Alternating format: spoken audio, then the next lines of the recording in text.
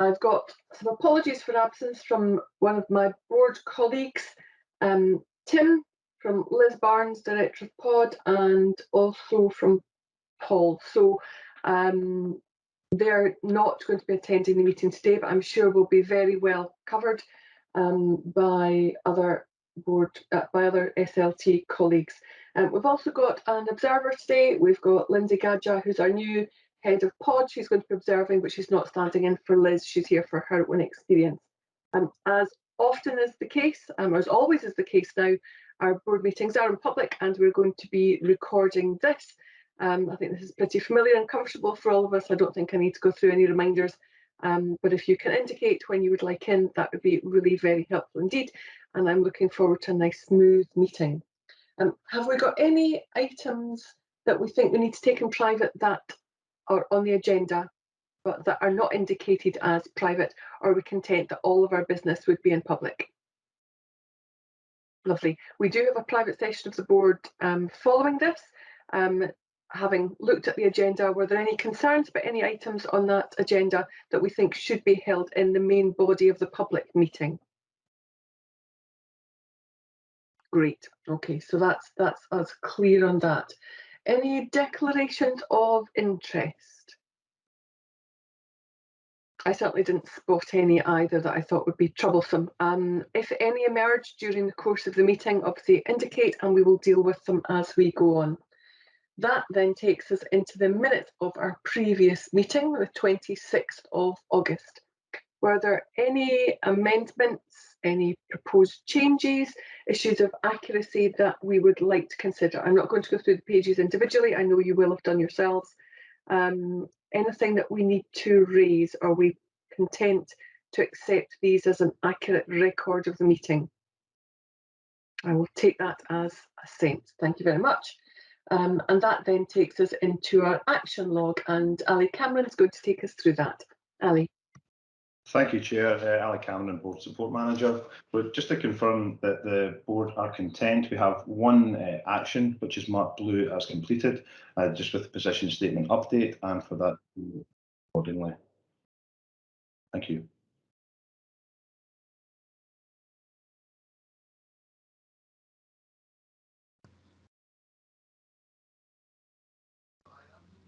Chair, I believe Malcolm has his hand raised, Chair. Apologies, I've muted myself to say, please come in, Malcolm. Malcolm. Right. Sorry, thank you. Please come in. I just wanted to confirm on this. We're looking at the environment, and I note the update, and I also note in later reports that there are details of environments, which is great. I just wanted to check, is there still a question about the delegated authority and an action point there that we have to formally agree the limits of delegated authority for environments or whatever, or was that done and I perhaps missed it? So it was just checking that we didn't lose track of that, if there is still an action there to kind of formalise that, although it's great to see how it's working in practice and it's in the reports, which is fantastic. So I know we have been addressing that now. I saw Martin shake his head, so if he wants in, he can indicate in. Otherwise, John, you can perhaps update us. Yeah, sure. Just to make it clear, in terms of the budget environments, there is already a requirement within the financial regulations that basically says where there is a change in the capital project more than £1 million, then that has to be authorised by the board. And therefore, when you've looked at the capital monitoring report, I've changed it from a position of scrutiny and noting to a position of approval, because within that there is a requirement for you to approve the actual budget transfers on projects. So I hope that clears the point up, Malcolm. Thank you, that clears it up. I did note that. It was just to make sure that our policy and practice were indeed aligned. Great, thank you. Thank you. Any further comments or questions at all before we move to the decision log? No. Decision log, please, Ali. Again, thank you, Chair. The decision log as presented shows the decisions that were made in the meeting of the 26th of August 2021. So again, just to confirm, the board are content that these have been captured accordingly. Thank you, Chair. Okay. Lovely, thank you. That takes us into the Chair's report. As you will be aware, we always present my activities over the last month or so in the form of a written document, but I usually take this chance just to flag a couple of things and then to answer any questions. So if I can perhaps flag a couple of the items. One of them, of course, is the ongoing conversations that we are having with government around our funding. And we in fact have a further meeting later today. This is part of our routine conversations, and we take an opportunity to discuss with them where we're going as an organisation, what our future funding needs might be and what our ambitions are for the service. Given the context of having had our vision document out for consultation and other conversations that we're having, it feels appropriate that we should be doing that regularly. So that's been part of what we've been doing. The other main thing that will still be fresh in all of our minds were the 2 board away days, which we had earlier this week. One day when it was the full board meeting on its own to think about our effectiveness, and the second day with the senior leadership team, albeit virtually, so that we could think about our future vision, direction, strategic planning. I think most, well, I hope board members and SLT will agree that those seem to be very useful days in identifying areas that we wanted to continue working in, as well as recognising some of the strength that we have as a board as we've come together. I'm not going to say very much more on that, but I'm going to hesitate in case anybody's got any questions about other things that I've been doing in the last month. Lovely. And if there are any issues that pop up, then we can pick those up as Martin begins to raise them. So Martin, it's over to you for your Chief's report. Martin. Thank you very much, Chair. Good morning, colleagues. It's lovely to see you again. So on my report, or my diary report, there were 4 things that weren't actually on there just because of the way the report was written, but I was very pleased to recognise the retirement of 4 individuals over the last 2 weeks. The first was Watch Commander Ian Campbell from Cullen Fire Station, who's just completed 39 years and 4 months service, provided a vital link to the community in Cullen and has established a very, very strong retained unit. So I was delighted to go and see him last week and present him his certificate and tally. I wasn't able to see Firefighter Control Roddy McAllister, who retired on Tuesday because we were up in Perth, but I did recognise his retirement and send him a short video. He's just completed 45 years, 1 month and 2 weeks of service. That's a phenomenal amount of time, as you'd expect it to be. A very calm, professional, focused individual, a very recognisable voice on the radio, and one that Control will certainly miss. I also went to see Watch Commander Brian Hughes at Tayport Fire Station, who just completed 46 years, 7 months and 3 days service. Earlier on this week, on his 65th birthday, he retired. He's been 100% cover for all of the time he's been a retained firefighter. And both Ian Campbell and Brian Hughes have done more time as Watch Commanders than I've actually done in the fire service. So that gives you a really good indication of how long they've served. And then yesterday, Deputy Assistant Chief Officer Paul King, who was head of training, retired after 27 years and 1 month service. So again, I've been really pleased and delighted to recognise the service of these 4 individuals. I've got nothing specific to raise on my diary, so I'll pause there before I give you a little bit more of a verbal update on other things I'd like you to know. Are there any particular questions? I like that when there's no questions. Okay, so some things that I'd like you to know. As usual, I talk about things I'd like you to know and key risk areas for me as the 2 specific areas that I cover in this short update. As we've had a fairly comprehensive discussion between ourselves at the Board Away Day on Tuesday, I believe you're up to date with most of the pertinent issues. But there's one thing that I want to raise with you that you know about, but it's relevant because it will be picked up in Ian presenting the capital outturn and the monitoring report later on in the agenda. We know, and it's been well documented, that the construction material supply chain has been subject to a fairly unprecedented disruption through a combination of COVID-19 pandemic and also the EU exit. And this represents a significant risk to our construction programmes and also our maintenance and repair programmes across the estate, and therefore has an impact on our ability to fully spend our capital budget. And Ian will pick this up later on in the agenda. The cause of the disruption, well, Inflated stock levels were in place in the run-up to the EU exit in 2019, and they're now exhausted. The pandemic, as we know, caused the closure of the sector, which was followed then by a huge surge in demand, both from construction-led recovery and also the domestic market, because many people, and I'm sure many of us around the table, had done home improvements rather than spending money on holidays because we couldn't go away. And with a heavy reliance on imports, the EU exit exacerbated the already difficult conditions, adding a complexity also at ports. Logistics have played a part, with containerised transport impacted by COVID, international disruption to supply routes, and reducing haulage capabilities in the UK have also played a fairly significant part. And the UK is now a less attractive market than previously due to the complexity of trading across borders, and our traditional supply chain is being utilised by the US, where prices are far in excess of UK pre-pandemic rates for materials.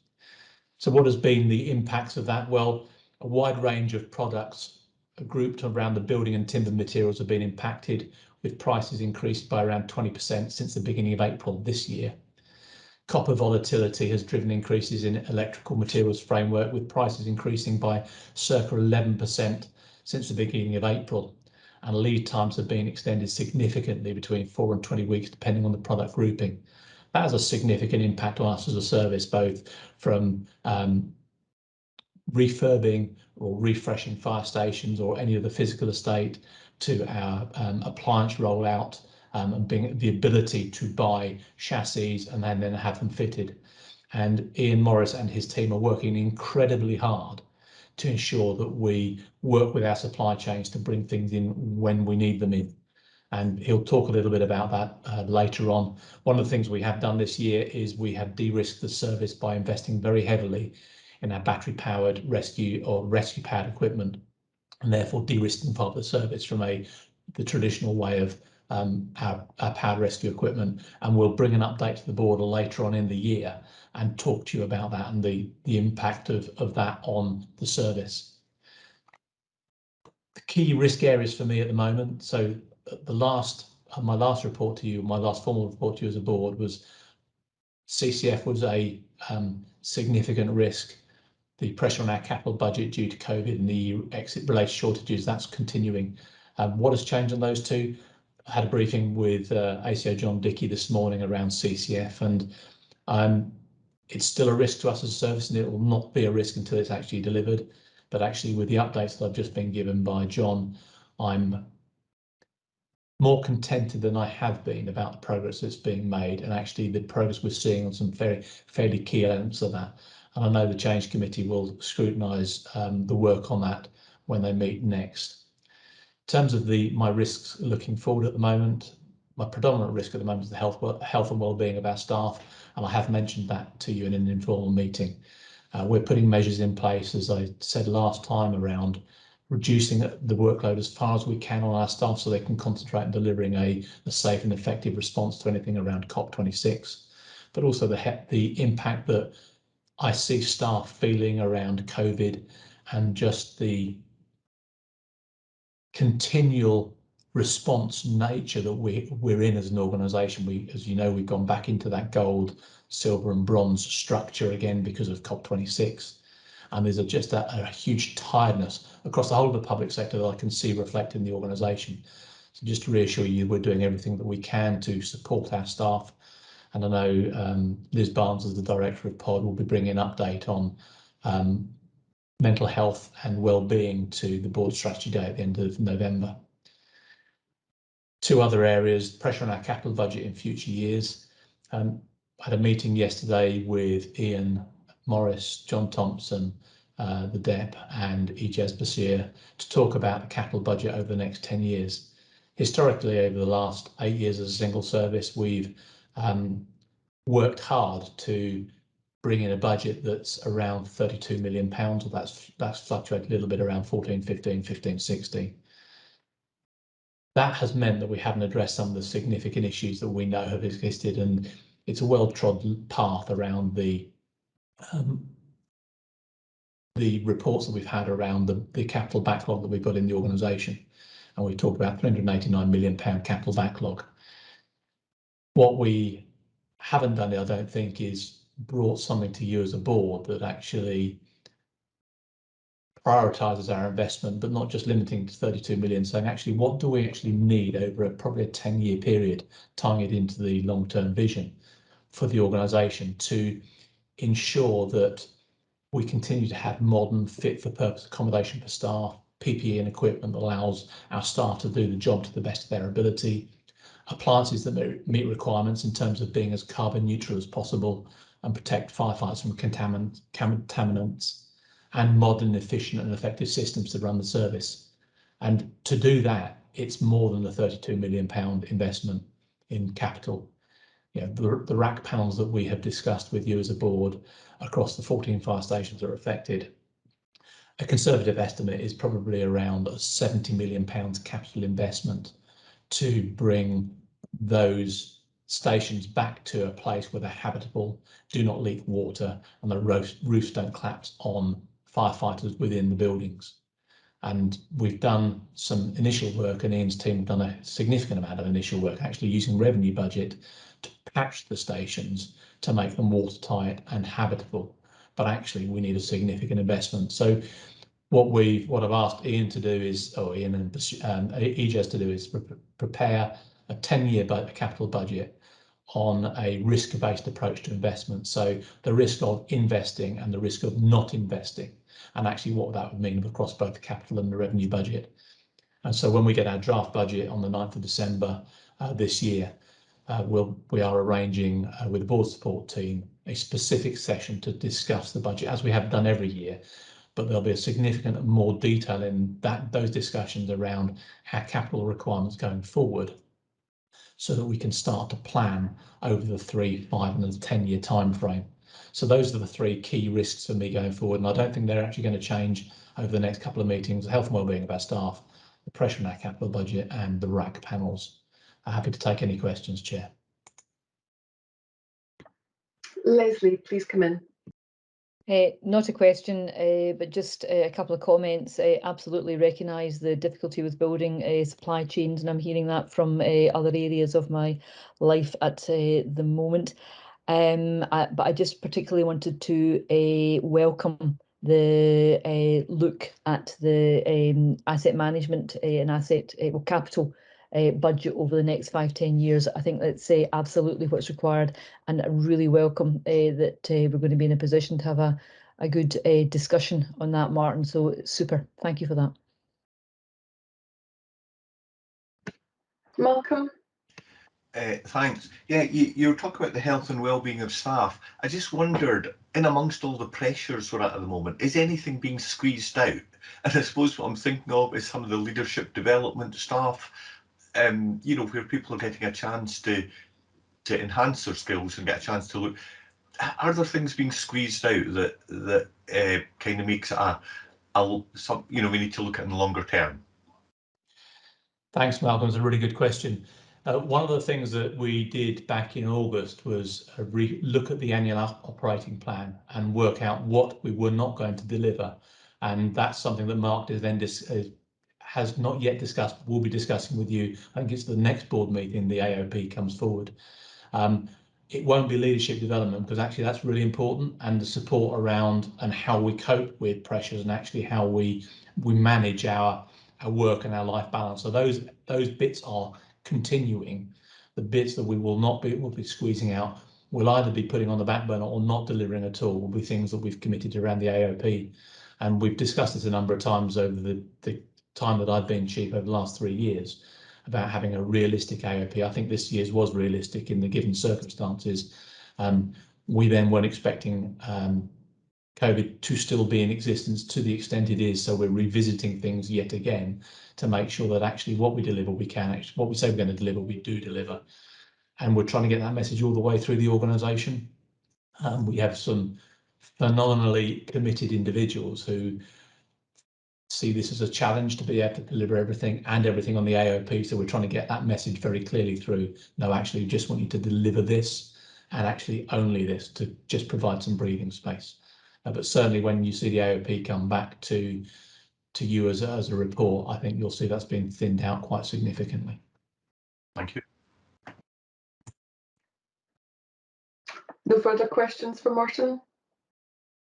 Lovely. And I just wanted to round off Martin and my report just by mentioning the fact that we have had a response from the Minister following our annual review, which of course we had on the 5th of October. We've heard back from Ash Regan, our Community Safety Minister, who said that we had had an excellent discussion with her. And the two main areas that she flags were our COVID response and the lessons learned from that, and she was very complimentary, and also our preparations for COP26 and our ambition to prevent climate change. So I think overall that feels like a very constructive process, and that the Minister was as pleased with that as we could have hoped for. So now we're in the process, of course, of preparing for the mid-year review, which will be happening in the new year, just so that we remain on our toes and make sure that we're focusing on what's most important to the government. That said, that allows us to now move into our committee reporting. Martin, you would like to add something to that? Martin. Sorry, Chair. I just flicked through the agenda thinking that there was a COP26 update on the agenda, and there's not, so I apologise. It's not a risk for us as an organisation, but I couldn't be prouder of the team that ACO Stuart Stevens is leading to prepare us for COP26. It's not for this open public meeting, but it will be for a briefing post-event of the challenges that the team have been facing in ensuring that things are as prepared as they can be and are as safe as they can be. And the unbelievable professionalism, calmness, and tenacity to get to the place we're currently in. As a board, when you see the presentation, you'll see it over the next couple of months, the presentation around COP26, you'll suddenly see the incredible amount of work that has had to go into preparing for it. And I think, I know you will be as proud as I am of the people that have volunteered, the 1,200 volunteers that we've got across the service, and all the preparations that we've made. It's an amazing amount of work, and I thought Stuart was going to do this on the agenda, and I've only just flicked through the agendas. I apologise for not paying attention. Otherwise, I'd have mentioned it in my update. But it is something quite stunning, and this will come to you at a later date post the event for a variety of reasons. It can't come to you prior to the event. Yeah, and just on that, Martin, obviously the board have had a significant numbers of updates on COP26 in the lead up to this, in public and in private. And I'm confident that the fact that you're not flagging anything to us, nor Stuart is, about this, that you're giving us assurance that we're as well prepared as we possibly could be in the circumstances. So as I say, we've had plenty of opportunity to ask questions about preparedness up till now. So thank you for that reminder. That takes us into our committee reports, and our first is the Change Committee, and we've got Fiona supported by Ross. Fiona. Good morning all, Fiona Thorburn, Chair of Change Committee. We had our last meeting at the beginning of August, and the draft minutes are attached to the pack. Looking forward, our next meeting is a week today, and an example of the areas that we will be discussing: major projects such as RVDS, West Arc, people training, finance and assets, and various other pieces that are under the major projects umbrella. We'll also be getting an update from Andy Main on the progress around the portfolio office, and risk, a general discussion around risk actually and the role of the committee, and also a risk spotlight. In private session, and Martin's already referred to this, we will be seeking assurance and scrutinising some of the key elements of command and control futures. And that's it from me. Happy to take any questions.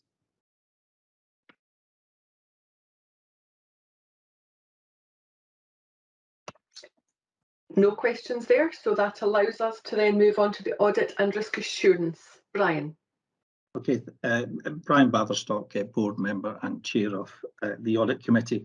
My update is going to be fairly brief because much of what we discussed at the last meeting is on the agenda for this board meeting, whether in the public or the private session. A couple of things that I just wanted to highlight. One was the internal audit report that was done on remote working. It was a fairly broad-ranging report. It was a bit of a dipstick check on where the organisation has got to date, but what was particularly reassuring and provided a great deal of assurance is that the organisation is really in the vanguard of practices relating to home working. Has really set the pace compared to many other organisations, and the auditor's really only criticism is that the policies and procedures haven't kept pace with the rate of change, which is hard to criticise. Substance over form, etc. So it's not to say that everything that needs to be done, it has been done, but everything that can be done by this stage has been done, and the signs are that further and more sustaining actions will be taken by the organisation, and I think that is remarkable, given that while all of this was being put into practice, COVID was raging at the same time, so I think that's commendable.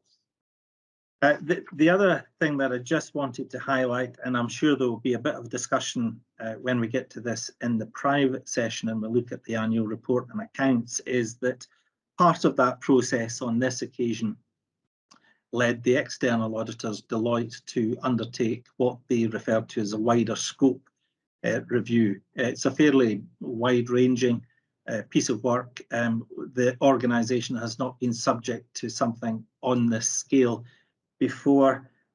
We discussed this report at our previous audit committee meeting at some length. Indeed, we had a special meeting specifically to discuss it.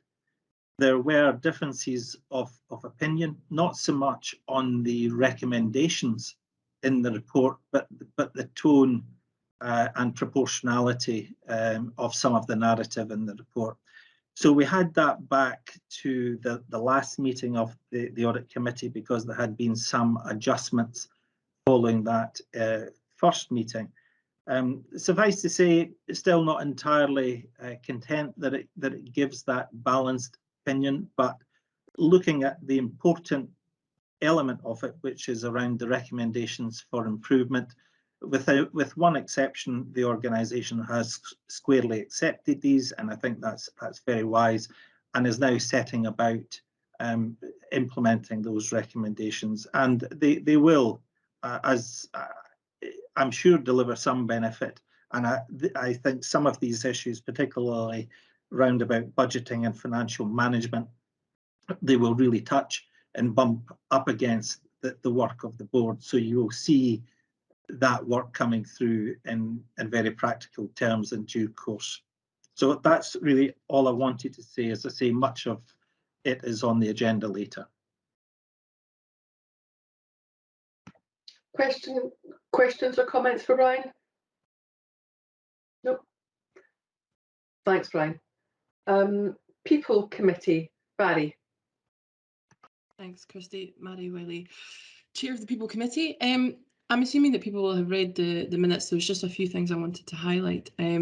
So I think the committee recognised the fact that COVID continues to have a significant impact on the staff, obviously within the organisation itself. But we were really excited to see that we've seen an increase in the number of trainees coming through the foundation course. That's a really positive development. We were also assured around the impacts in relation to recruitment, and a new working group being set up to have a look at how the management coordination of that might be able to respond to some of those. But I think it's important that we do recognise that there are a number of additional posts that are being recruited, some in response to the COVID ongoing situations, but also that the current marketplace is a difficult one as well. So we'll just continue to monitor that, but the team have been working really hard around that. Also welcoming the assistance of Lifeline Scotland in developing and supporting new methods or improvements around the support for OC staff as well. There were also some really welcome developments in relation to delivery of training.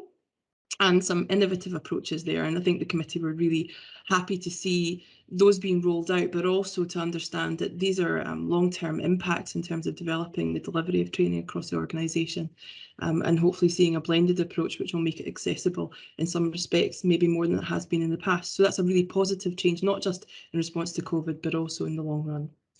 And one of the things that I did want to highlight to the committee, that is an area that we, as a or to the board, that the committee itself was concerned around, and I think given where we are in the next 2 or 3 weeks and with the bonfire night coming up, was the acts of violence and the increase that our staff are facing, and that is a concern for us. We'll continue to monitor it, but I think it's something that we're just really conscious of, obviously given the run up to bonfire night itself, and it's not something that as a board I think we are remotely tolerant of.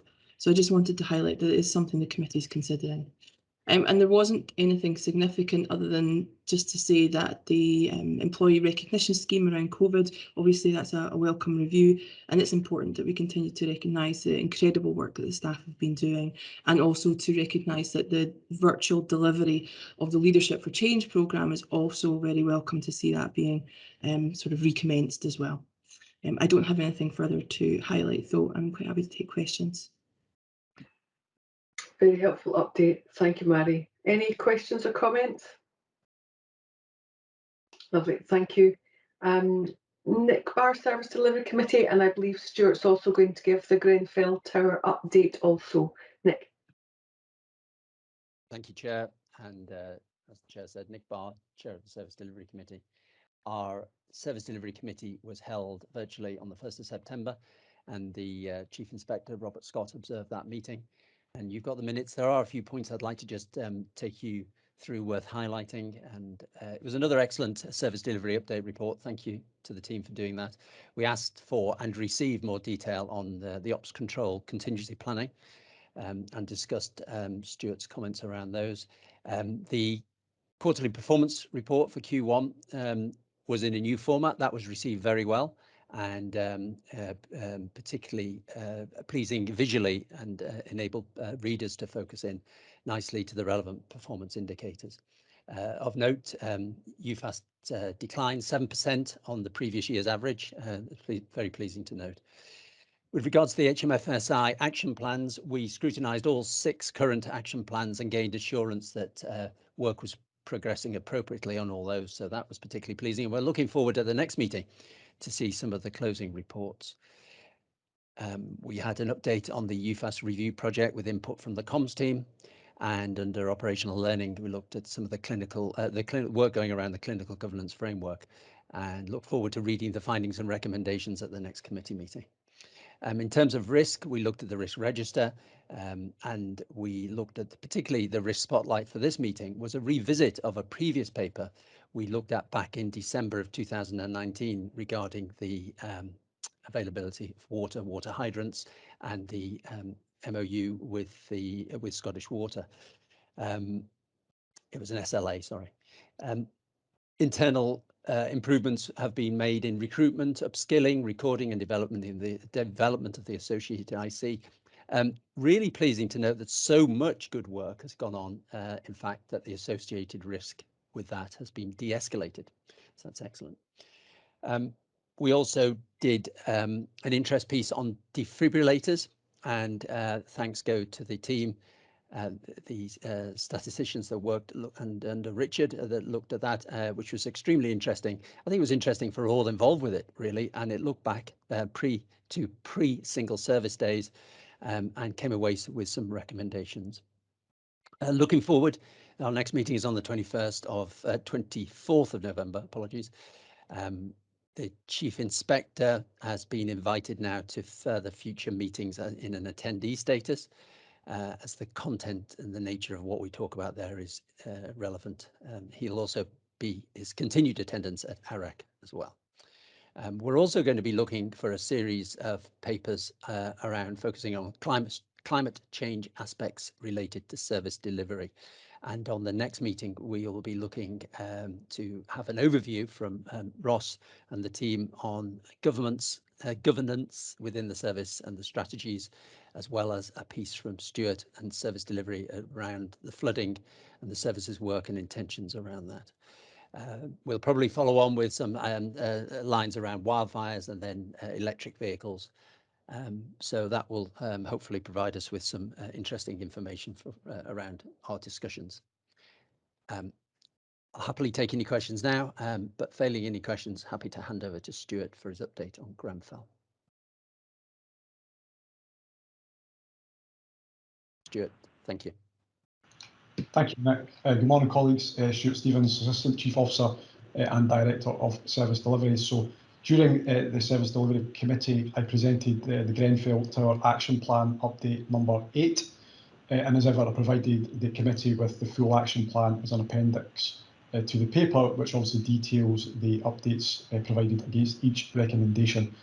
Of the 17 outstanding actions, I reported that 14 remain on track. 2 actions were, however, due for completion in June, but I requested that these were extended to September, and that was supported by the committee. Just to provide some rationale for that, one related to fire survival guidance, which is provided by our OC staff. An exercise took place in June, which tested a new concept. It was very successful. However, I wanted to test it further within the practical exercise programme that is currently underway. There was also the CSU training, which is a command support unit training. That had been delivered. However, the feedback was not particularly positive in terms of its effectiveness.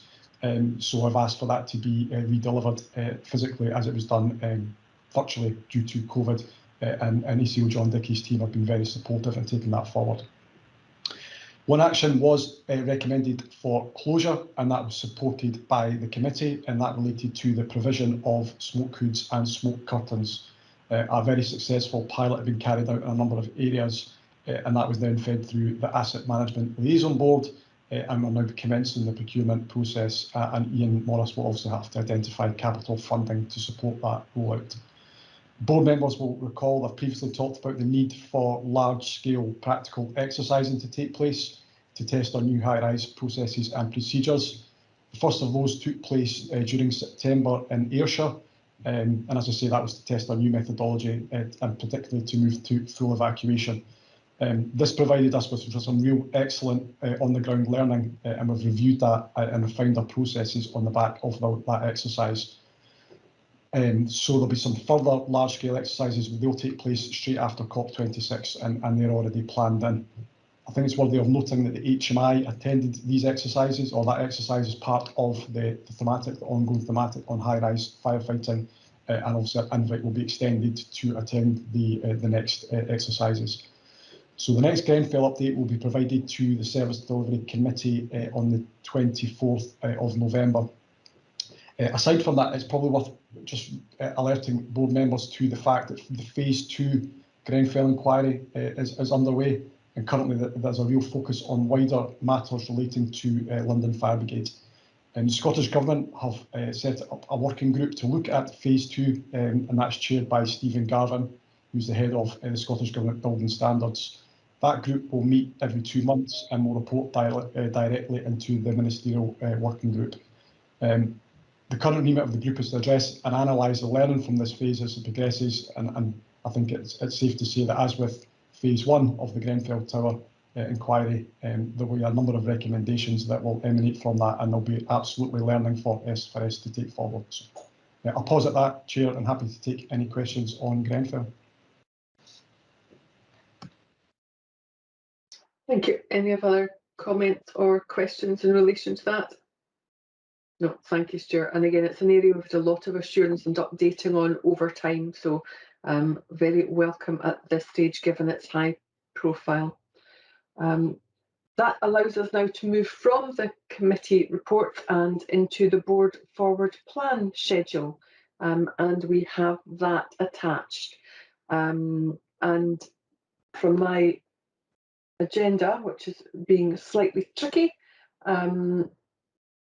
is it Mark who's going to speak to that? It is indeed, Kirsty, yeah. Lovely, thank you, Mark. So Mark McAteer, Director of Strategic Planning, Performance and Communications. So just ask the board to approve the forward plan for the board meetings and committee meetings through 2022-23. Just worth pointing out that we're trying to balance face-to-face and virtual meetings throughout the year. The face-to-face meetings we've programmed in for when we anticipate the weather being better. You can never tell, but we'll do our best. With face-to-face for those periods of the year, virtual where we think the weather will be obviously slightly worse. But obviously all of that subject to ongoing change discussion by the board. So they're just there as holders at the moment, but again, we'll have ongoing discussions throughout next year with the board about what's appropriate in terms of face-to-face and virtual meetings. And also to say that SLT every month scrutinise the forward plan for the strategy days to make sure that we keep live strategic issues coming up to the board as well, and that will continue throughout next year. So with that, Kirsty, I would just ask the board to approve the plan, but happy to take any questions.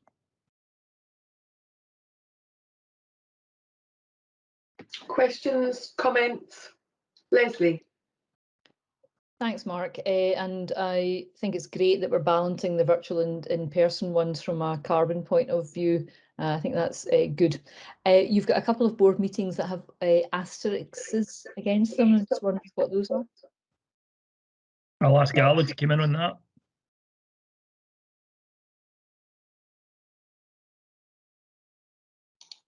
Thank you. Yeah, thank you for that. Yeah, just with the double asterisks, that's just to highlight when the budget's been set, and for over one with the double asterisks for the annual report and accounts, just to signal that. Thank you. And I think we'll all agree getting these in our diaries so that we know at least when the meetings are going to be taking place is incredibly helpful looking forward. And as has already been flagged, well, we don't know which will be in person and which will be virtual, so we can't make full plans. At least we can make some allowance in our diaries to be able to make sure that we can cover all of the business of the board. If we are content to approve that, we can then move on to the SFRS long-term strategic vision and our engagement around that, and it's still with you, Mark. Thank you, Kirsty. So this is hopefully the final version of the long-term vision. Just a reminder in terms of setting the scene that we launched a public engagement exercise over the course of spring and summer. It concluded in July, and we've been editing the document in light of the inputs that we received from stakeholders to that engagement exercise. The engagement exercise itself is there to help inform the board decisions. It's not something that's binding upon the board. It's just there as the background to help us and the board come to a final decision on the vision itself. Again, I would probably just draw attention to the fact that throughout the consultation exercise, we got just around 80% of respondents agreed that the vision was the right vision for the service and it set out the right long-term direction of travel for the service. So I think we've got some fairly strong backing to the vision as it's been published so far.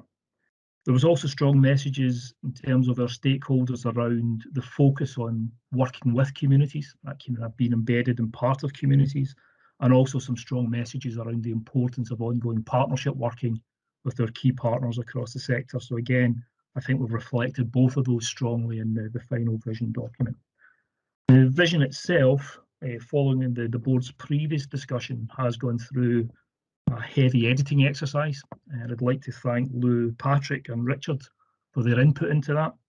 We've taken something in the region of about 3 pages of text out of the document since you last seen it. We have simplified the language further. We've tried to plain English it as much as we can, and we have added in also a foreword and a summary of the engagement activities as we previously discussed with the board. We've gone through genuinely line by line, and again some real input from Ross, Marisha and from Martin on that. We developed a tracker to try and show all the changes, but I'm afraid we'd had to simplify the tracker down because there were so many iterations of this over the last few weeks, down to individual words being changed, lines being moved around in paragraphs being moved around, that trying to track all the changes was becoming nigh on impossible. But we're giving you at least the highlights in that part of the appendix showing where we've made the key changes across the document. We've also included an overview analysis piece which combines the analysis of the input from staff throughout the staff engagement exercise last year and also the public engagement exercise. We've included some additional quotations into that from input from stakeholders, but again we've also got, as part of the appendices, the full stakeholder report, and that will be published online alongside the vision itself.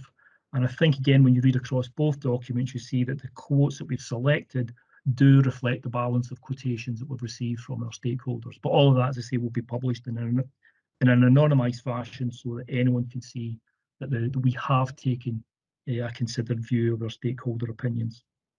So with that, Kirsty, I would like to just, again, draw to the actual vision document itself, just to pull out a couple of key points for the record. That we are stating in the vision that our mission will remain, that we are working together for a safer Scotland. And again, from previous discussions with the board, our stakeholders think that that is the right mission statement for us and encapsulates what the service is about. We're proposing again to retain the purpose statement, and that's been reaffirmed in the current national framework, which is out for consultation as a purpose for the service.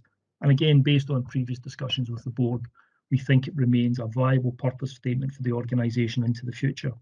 In the vision document itself, at section 7, what we've tried to do as part of that plain English element of the document is to simplify what does that therefore mean for us in practice as an organisation, so that anyone picking up the vision can see this is what the purpose means to us as a body going forward. We've also, as you know, set out 4 strategic intentions, long-term intentions for the service, and they're set out in a diagram in the vision document. We have simplified the wording in each of those statements to try and again give a very simple and strong sense of what do we mean in each of those sectors of the document itself. And beneath that, we have again set out 4 principles in the document, and again try to explain in very simple, plain English terms what we mean by those principles. And again, lastly, the 8 priorities that then sit beneath that. The priorities, again, we have gone through them and simplified the wording to try and make sure that they are clear what we mean by them. So with that, I'd like to ask the board, obviously, to take any comments and then to approve the final document for publication. Subject to board agreement and publication, we will get a designed version worked up, and that will be what we'll go with thereafter. So happy to take any comments, questions from board members, please, Kirsty. Over to board. Obviously, this is the second time we've seen this at a board meeting, and we've been able to give significant amounts of feedback around, particularly around plain English and making sure that we reflected stakeholders' views. Additional comments, questions? Are we now content to approve this document? Mary. Thank you, Chair. I am content to approve the document, and I'd just like to say that Appendix B in particular was really useful, Mark. Thank you. I think we do need to acknowledge the incredible work that's been done to engage staff, actually. That it's been phenomenal. And it won't come as any shock to you at all, Mark, that it would be my longer term aspiration that we replicate that degree of intensity when we are engaging with our other stakeholders as well in the future. But as it stands at the minute, I think I'm pretty content with that, and I welcome an opportunity to see that work strengthened around engagement with other stakeholders in the future as well. Thank you, Mary. Thank you. Leslie? Thanks, Chair. Just wanted to congratulate the team on getting a really good, tight vision document. I think the changes really improve the clarity and succinctness of it, which in turn, of course, helps get the message across. So I think that's really good. The feedback report was absolutely superb, really, really excellent. So congratulations to the team that put that together. The feedback report gives is a fuller version of what we saw before, but the themes that we saw before clearly are absolutely tie back to the raw data, so that's good. When we are dealing with the next major consultation, which I think is the UFAS one, it would be good to have the full feedback report when we see the initial draft, if I can put it that way. But I'm very, very content to approve this vision document on the basis of the fuller feedback, because we had the fuller feedback is clearly a development. We saw all the key feedback themes when we looked at the earlier draft. I have just a couple of questions. Did we get anything from other equalities groups? I saw a comment from a Gaelic group, which is talking about making it available in Gaelic, but did we have any other responses from any other equalities focused groups? And secondly, there was a number of comments regarding too many policies and procedures and too complex. And I know kind of 'twas ever thus, but I would be interested in a comment from either Martin or Stuart on that, because I think that we've been looking at perhaps different ways of doing some of our newer procedures, but I would welcome comment from somebody on that. Thank you. If I take the first one then, in terms of the equality groups, Leslie, no, that was the only named group anyway that we got as part of the consultation exercise. And I think your general point around the complexity of policy, it's certainly something that we will pick up on off the back of this. So I don't know if Stuart wants anything to add to that. Yeah, Stuart. Yeah, happy to. In terms of operational documents, Leslie, you're correct that they are quite, there's a larger volume of information, and there's currently a project underway to streamline that information and make it much more intuitive to use. I actually saw the first demo of that at my DMT yesterday, and it's incredible what the team have done in a very short period of time to essentially digitise everything and make it interactive. So that will go some way to, as I say, streamline all that operational documentation that currently exists. Excellent. I had a recollection of something of that, so it's great to see that coming forward, despite the pressures on work. Thank you.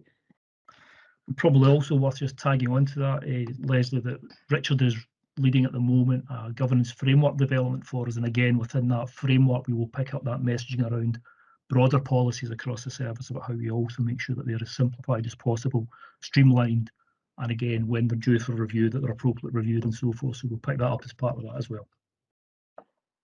Thanks, Mark. Angelina. Thank you, Chair. Angelina Foster, board member. Not a question, it's more an observation that I tie in some of the content here, in particular the fantastic information in Appendix C. I tie that back to some of our discussion in the afternoon of the second day of our recent away day, because there are some nuggets in there. For example, perhaps unsurprising one, that the majority of our staff are so not turned on by our formal KPI framework, but conversely, you know, massive appetite for more local flexibility and the community dimension of their work, etc., etc. It's really rich material, and I think my observation would be that we don't set all those insights aside now that they have done their job for this particular piece of drafting, as it were, but that we see it as the massive goldmine that it is as we develop our thinking around some of the next steps that we were starting to chew over together at the start of the week. It's just such valuable material in that context as well, it seems to me. Thank you, Angelina. That was exactly the point I was going to come in with, was to ask Mark, what are we going to do with the aspects of the consultation that do not necessarily directly relate to the vision document? So Stuart's already come in and spoken about some of the feedback around operational policies. How are we going to use this goldmine of information to think about how we improve our services? Well, clearly nothing in the editing process gets lost, so we keep everything, every single comment, every single previous statement that's been in an earlier iteration has been kept, so we'll get a full record of everything. So we've already commenced discussions between myself, Paul Stewart, Andy Main and Richard about how we now start that process of bringing forward the outputs of the vision, taking into consideration obviously the national framework that's out for consultation, how that will start to develop into the strategic plan itself and also into the change dimension. So it's within that context, Angelina, that all of this will be picked up. So the themes that are there, as you say, in Appendix C will be part of that discussion as well. And we will make sure that the plans that we begin to draft up, that will then again, picking up on Mary's point, go back out for engagement with the public, they will be picked up and reflected in that. One of the things we're going to have to do is have that internal discussion first.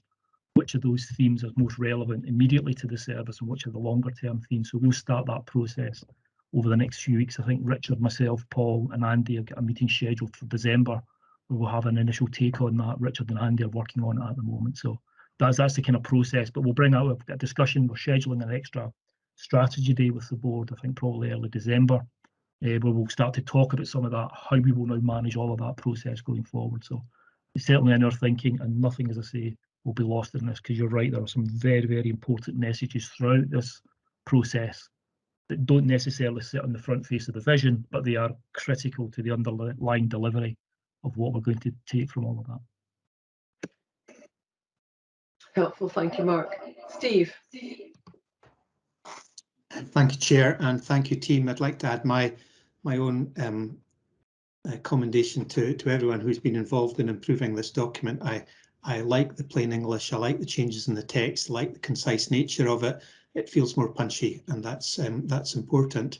The point I was going to make is that the diagram of strategic intentions should be a touchstone for us in the years to come, and it would be good to have something handy to sit on my desk to use that to realise that ambition, to see it as a touchstone to have with me for future discussions and future meetings.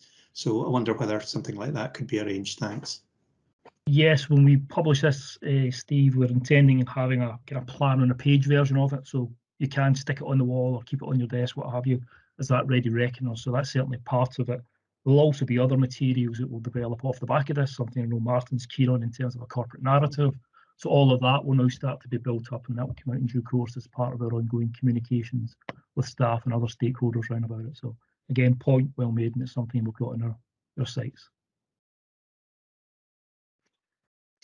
Lovely, thank you very much. And with that, I'm presuming that the board are content to approve the long-term vision. Fantastic. Thank you. Great conclusion to a very substantial piece of work. Well done, team.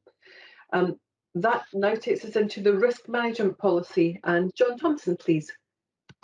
Thank you, Chair. Good morning, everyone. John Thompson, Acting Director of Finance and Procurement. I'd like to present the risk management policy for scrutiny and approval. The policy was scrutinised by ARAC on the 14th of October before being presented to the board today. The Strategic Risk Register has been developed and agreed with SLT and the board previously, and the Directorate Risks have been developed and aligned with the Strategic Risk Register. The policy has been updated to reflect our risk maturity profile in terms of our intention to become risk managed, and also in terms of recommendations from 2 internal audit reports that were completed around risk management, and also from discussion with SLT and board previously. To the point that the policy itself is based on current practice and covers policy statement, process, roles and responsibilities, and the current documentation that supports the process. The risk management policy has been developed with an understanding that the risk appetite approach is defined, albeit the risk appetite needs to be determined. And David will be undertaking this work with the board in January. The policy states that we will cover project risks and also escalate project risks through directorate risks, as this was a gap that was identified during the audit. How we will do this is being worked through with Andy Main and the Portfolio Office, but it will be within the overall framework in terms of the risk management policy. And so I would seek any questions from the board and if then thereafter approval of the policy. Colleagues, any comments or questions on the risk management policy? Okay, we've got a few. I'm going to invite Stuart Ballingallen first. Good morning, everyone. Thanks, John. I don't have a comment specifically on your framework, which I'm quite supportive of. There was 2 things I think would be quite useful to see. One clearly is the risk appetite statement, which you've mentioned would be in January. And the other thing would be a mapping of the board risks to the assurance routes that we rely upon as a board. Yes, Stuart, thanks for that question. It is an area that we are starting to do some work on, and Richard Wheaton is looking at the overall assurance mapping, and part of that will also look through the lens of risk, if you like, to make sure that we've got that assurance mapping correct. So it is a piece of work that's currently started, and we will want to kind of take on board that risk element. But happy if if that suffices, or maybe Richard can give more detail if required, Stuart. I think the answer suffices, other than it would be quite good to know when we're trying to tie these things down to, rather than they're just ongoing. Okay, on that, probably Richard's the best, given that he's doing that piece of work. I don't know if he's on the call.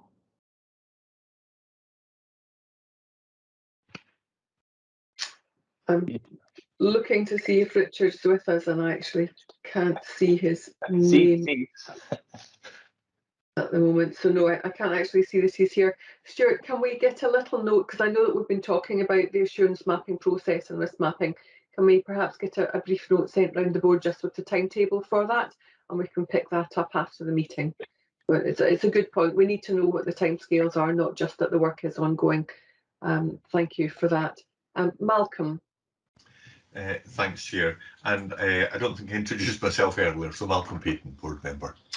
Yeah, again, thanks, really helpful and coherent and pulls it together. Just one thing I wanted to mention, you mentioned the development of an e-learning module, and later on you talk about ensuring that people are trained and supported in that, which is absolutely great. I don't see quite as clear a kind of line of sight of that as I do on some of the other areas. You know, there's clear information about how we identify risks, how we you know, seek to mitigate them, who's responsible, who takes it forward.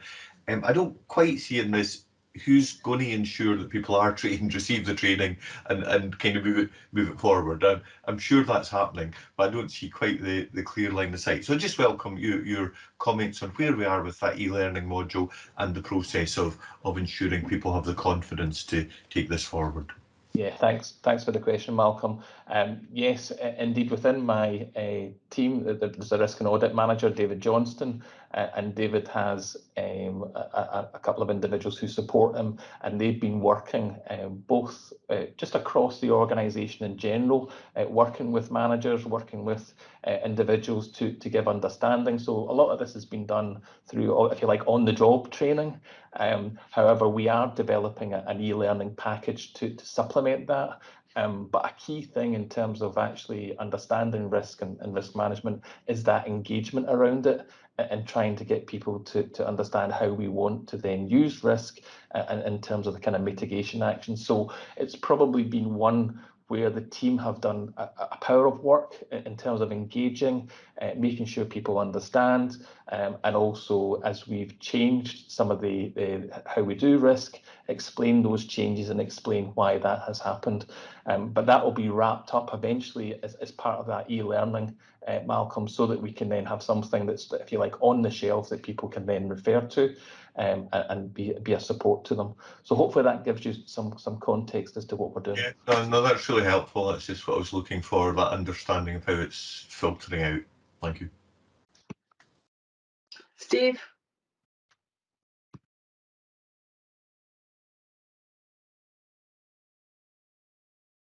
I don't have my hand up, Kirsty. Oh, you had your hand up on my screen, but it's now gone. Brian Baverstock. Thank you, Steve. Brian. Thank you, Kirsty. Yeah, just a couple of comments. I mean, one is to say that the Audit Committee had a good discussion on this policy, and indeed the anti-fraud and corruption policy that's coming next.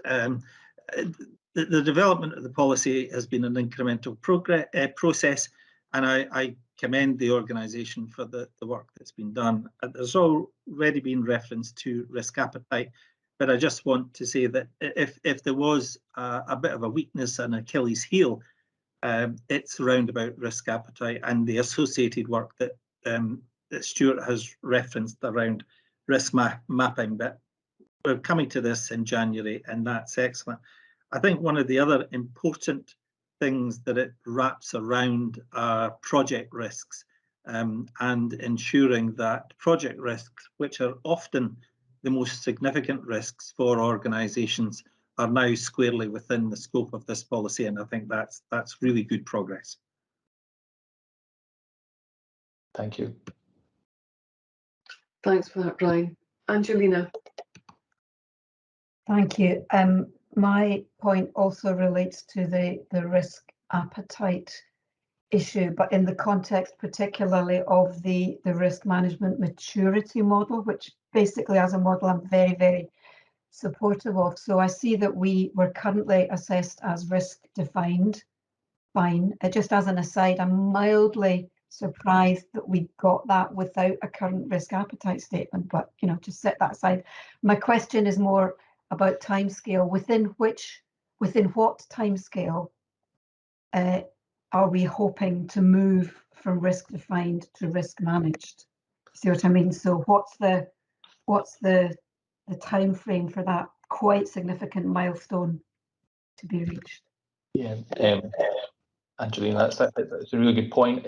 We anticipate it'll probably take us about 2 years to fully embed this in terms of overall process. There's a number of actions that we have already got on track, if you like, but there is a number of detailed elements, and also so that we can then demonstrate that it's embedded across the organisation. So we therefore feel it'll probably take us up to 2 years to do that, and I think we've already kind of planned in with assets to look again at this on that kind of timeline, because given where we are in terms of risk defined, they recommended that they would look again at the kind of risk side of things, and probably in a couple of years' time. So it's probably at that point we'll do a further assessment and say, have we got to risk managed, and that will reflect hopefully that we've effectively taken an enterprise approach across the organisation, because at the moment there is certainly good pockets of how we do risk management. It's about how we make sure that that's consistent and we have that across the whole of the organisation. So it will take a bit of time, but we have got the action plan that supports this. Thank you. Thank you. With that said, are we content to approve the risk management strategy and risk management policy? Lovely, thank you. And John, we're still with you for anti-fraud and corruption policy. Yeah, just before I go on, I just got a message from Richard. He wasn't able to be heard for some reason, so that's why he is here. He just hasn't been able to get his mic to work. In that case, if he is able to jump in now with the answer, that's great. So I'll give him a second just in case he's managed to sort his IT problems. Hi, Chair, can you hear me? Yes, we can. Thank you, Richard. Yes, thank you for that. Apologies, folks, couldn't get my mic to work. Richard Wetton, Head of Governance, Strategy and Performance. Stuart, in answer to your question, the work we're doing around the assurance framework is part of our annual governance review work, which we do every year, and we try and get that completed and back to the board each year around March or April, and that will be the same this year. Does that answer your question, Stuart? It does answer the question, yes. Clearly it'd be nice to have it earlier, but there we go. Thank you. So having approved that, that's us going to move into our anti-fraud and corruption policy. John. Thanks, Chair. Colleagues present the anti-fraud and corruption policy for scrutiny and approval by the board. The policy, as you will be aware, is a reserved matter for the board and has been scrutinised by ARIC already on the 14th of October. The policy defines the fraud framework for the service to minimise the risk of fraud. The policy has been updated based on best practice identified through internal audits. The policy includes a policy statement, roles and responsibilities, the fraud framework, how we report on fraud and how we enforce the policy, and also provides the links to the associated document. The board are asked to scrutinise and approve the policy, please.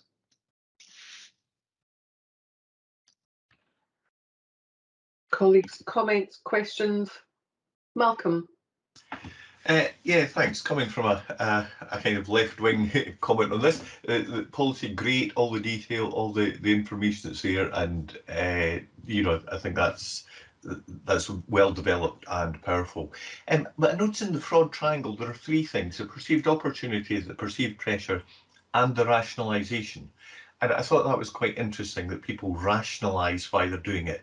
And it seemed to me we are an organisation that is based on values. We are a strong, we talk about the family, and I just wonder if there's scope to add in a sentence or a paragraph in there saying, look, we are based in values. One of the ways we combat fraud is by having that set of values, that high quality reason for being part of the family, and that actually makes it harder for people to rationalise a fraud and working against the organisation, so to speak. I've not explained that very well, but it does seem to me there's a point in there that actually one of the reasons, if everybody says, the organisation's corrupt, it's a terrible place, they're all stealing my money, I'll just steal it back, then that makes it easy to rationalise. I think it's actually quite difficult to rationalise conducting a fraud when you're in an organisation that people support each other and have high values. So sorry about that being so poorly expressed, but I wonder if there's space in there for a paragraph that says we are values driven, and if people uphold the values and show that throughout the organisation, that makes it harder for people to rationalise. So I'm going to perhaps pop in to save John popping in. I can see absolutely where you're coming from, but I think for us to say that, we would need to know there was some kind of evidence base that sat underneath it that actually influenced people's behaviours. Because to us, I think instinctively that feels like the right thing. But I think rather than putting it in, that's the kind of mark that perhaps we can put for the next iteration to think about how values might influence, and looking to see whether there's evidence base around any of that, or whether actually people just become more sophisticated in their rationalisation. For example, families share. There could be all sorts of complexities that we don't fully understand, but it's a point well made, Malcolm, that actually the values of the organisation should absolutely be informing our behaviour and making it less likely, but I don't think we can know that for sure. I agree we can't know it. It was more but yeah, happy with the comment, and I thought it was important to raise. No, absolutely. Any other comments or questions on this policy? Content on that basis to approve? Lovely. Thank you very much, John. Very concise paper and presentation. I believe it's still with you. We're making you work hard for your money this morning. Capital monitoring report, please. Yes, thank you, Kirsty. So again, I want to present the capital monitoring report for effectively for the 6 months to the end of September 21. However, I also want to highlight that I'm a decision from the board in terms of the authorisation of the budget environments within the actual capital monitoring report. So a few things that I wanted to highlight to the board, and the first area is around funding. Just so that people are cited. I know it's within the report, but I think it's worth highlighting.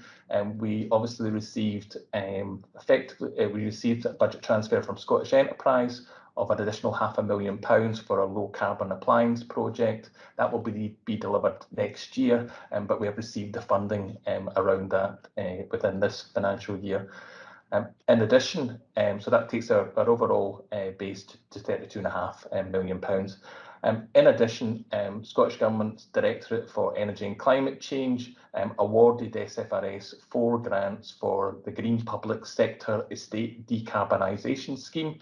Easy to say, and that was awarded in August and signed off by us and accepted in September.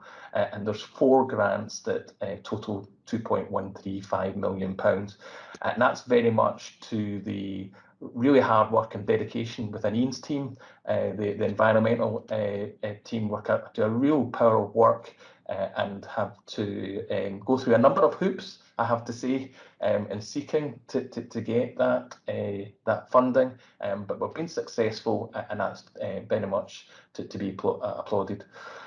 The 4 grants themselves are around decarbonisation, and it's for a range of things. It's for biomass boilers, it's for building energy management system installations, solar PV installations, and the retained estate energy efficiency. So a fairly decent programme, and hopefully one that will help us on our journey in terms of decarbonising the service. Reflecting this, the revised capital budget now stands at 36.622, so we've managed to at least increase the funding as best we can.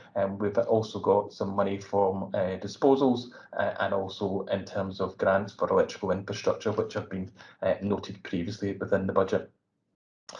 Martin mentioned about the risks earlier on in terms of capital monitoring.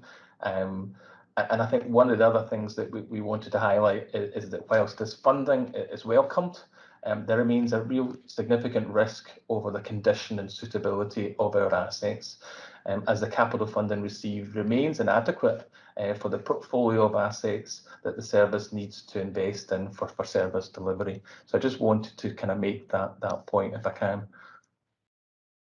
In terms of moving on to capital monitoring progress, so to the end of September, the capital committed or paid to date is a healthy £27.185 million, just about 74% of the increased budget of 36.622.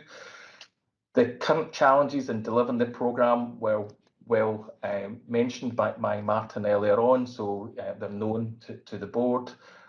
The detail in terms of progress to date is noted at 3.4 and 3.5 and highlights the anticipated progress next month.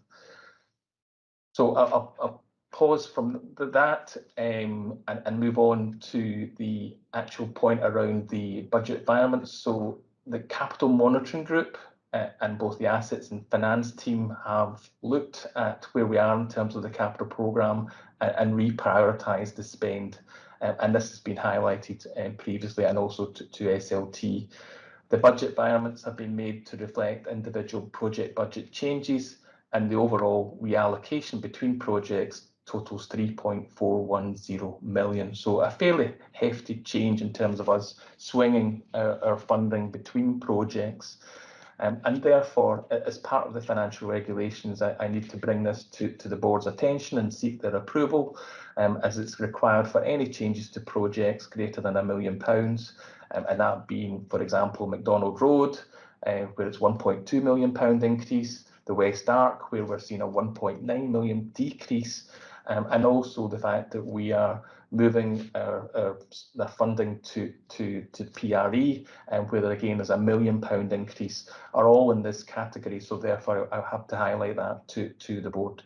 I'm therefore seeking authorisation from the board in terms of that overall budget environment of £3.41 million as part of the capital monitoring. And I'm happy to take questions, and also my colleague Ian Morris will help me if we struggle and sit in terms of some of the detail, because he's very good at that. Thank you, John, and thank you for flagging so very clearly the areas of movement for those of us who are non-financial specialists. Ian, I can see your hands up. Would you like to come in to give us some more context before we begin our board's discussion? Yeah, just I'm not going to get into the detail now at the moment, but it was just to reaffirm that the 3.4 environment movement is in line with the setting out of the board's capital 3-year plan. So there's no deviation for this. This is just about the scheduling, the cash flow movements between these projects. So there's no changes to the original capital meeting when we set out the principles and the projects we were working on. That was very helpful. Thank you, Ian. Malcolm. Sorry, Chair, I don't think I've got my hand up. I'm not. It's not meant to be. Your hand was definitely up in mine. My computer obviously is bringing people in with the expectation of comments. I can now, however, see that your hand is no longer up. Nick, please. Nick Barr.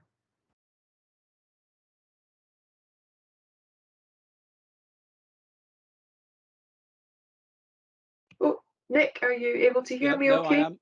I'm just having Lovely. a lot of finger pressing issues. Now, sorry, I'm just going to remove my hand as well here. Hang on. Or should I say lower my hand?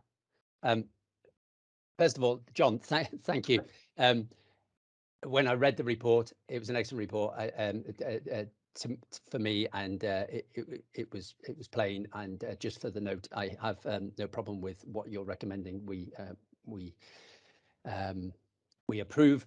My comment is probably one more for Ian, and it's just based around the Chief's comments around the earlier stuff, which John did touch on, but I just really want to be assured that when we get this additional money, which is absolutely fantastic, and we spoke just the other day, and you were saying what amazing work your team is doing about getting this, which is just absolutely fantastic for all the obvious reasons that we, I know it's a really basic question, but we are going to be able to spend this, aren't we? Because it would be so awful if we weren't. Can I come in, Chair? Yep. Sorry, I should have introduced myself. Ian Morris, Acting Director of Asset Management. Yeah, cracking question, and a question we play about with all the time.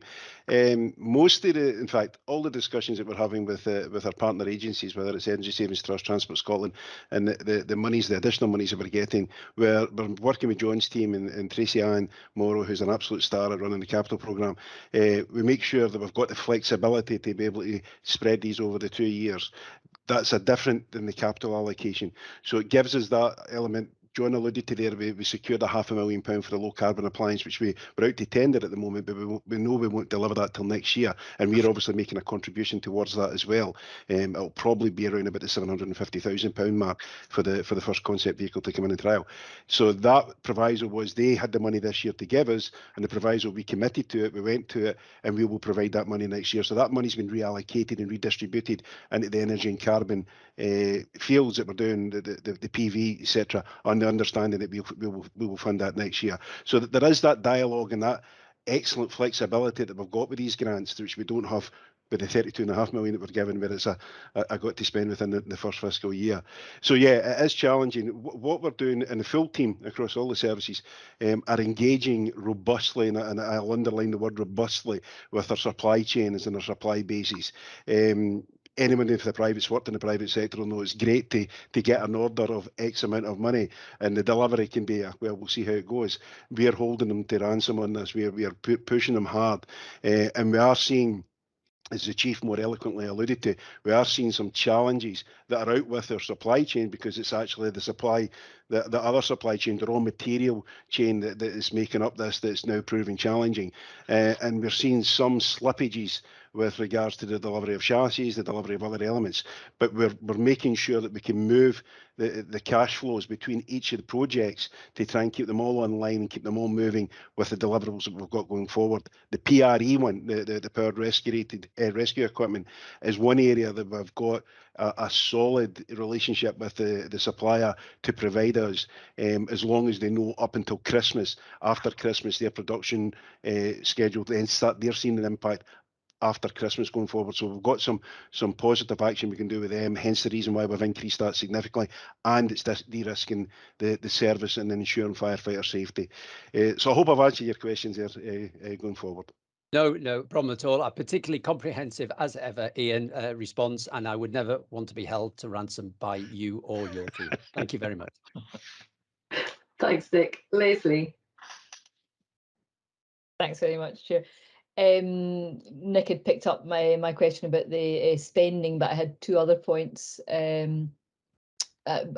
But let me also say just congratulations on the project, securing the project grant funding. Particularly pleased to see energy efficiency as one of those projects.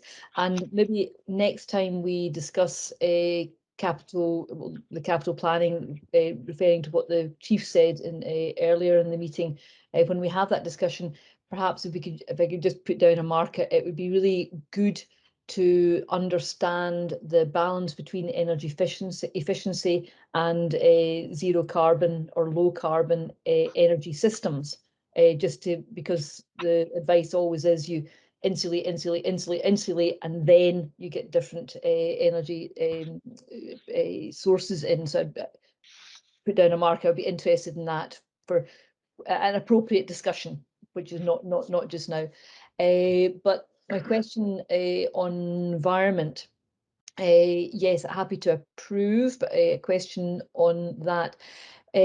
Presumably the projects that we are varying from will in turn need wired into from other projects. Yeah, okay, yeah, I suspected that might be the case.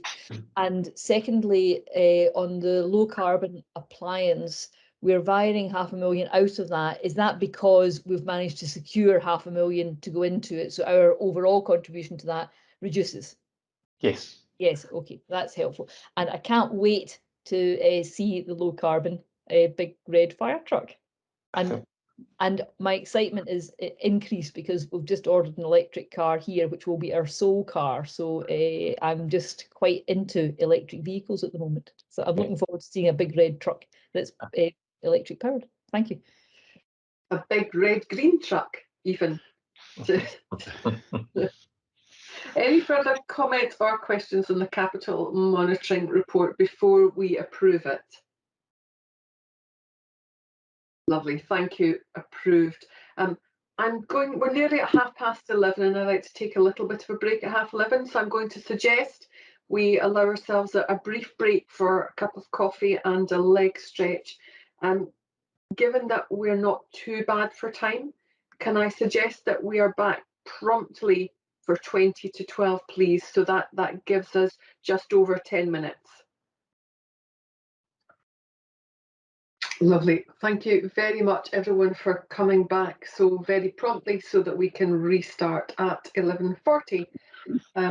We are about to consider the resource budget monitoring report, and that's still with yourself, John. Sorry, Chair, just admitting Scott Robert. Robert Scott. Thank you. I'll ask the board to scrutinise the current financial position for, again, the 6 months to the end of September. We have declared an underspend of 1.713 million to date, with a forecast to reduce that underspend to 0.320 million by the end of the financial year.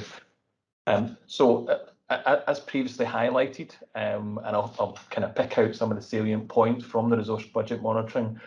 We've highlighted in the past that COP26, ESMCP and Test and Protect is to be separately funded by Home Office and by Scottish Government respectively, and therefore this is both reflected in the financial risks, but that's excluded from this forecast. And just to be clear, the spend for the half year in respect of these projects is £0.761 million. And as I say, it's excluded from that original forecast that I mentioned earlier. In terms of other things that have happened, I know that you're keen to understand what's happened around budget environment. So in September, a budget environment of £47,000 was made for professional fees, and it was a reallocation between employee other and supplies and services, and that was with respect to PVG costs and medical supplies, and basically it was a bit of a tidy up exercise that we completed after review, where we had allocated the budget and where the costs were coming and weren't aligned, so we did a kind of environment to cover that off. The main financial risks to our financial position that I highlighted as part of the Appendix A, and the overall summary of the financial position is also included within Appendix A. The high risk areas that I wanted to highlight are on the overtime, on the recruitment area, and also in terms of the holiday pay stroke toil accrual. And finally, the impacts of COVID-19, because they're still with us, and they do have a financial risk to us as we go through the year. In terms of the forecast, I just wanted to pick up on some of the main variations to the budget. Not a surprise that a key element of that is around employee costs, but we'll pick up on the kind of property and supplies and services and transport areas. So in terms of employee costs, the forecasts suggest that we will have an overspend of just over £500,000. The forecast for the year predicts whole time costs to overspend by over £2 million, and that's driven by both the pay offer, which added about £700,000 to our cost, an increase in overtime, and overtime is about £2 million in itself. and that is offset in part by us not being able to recruit as many trainees as we had hoped for. And also the whole time cost forecast has increased by about 800,000 last time that I reported to the board.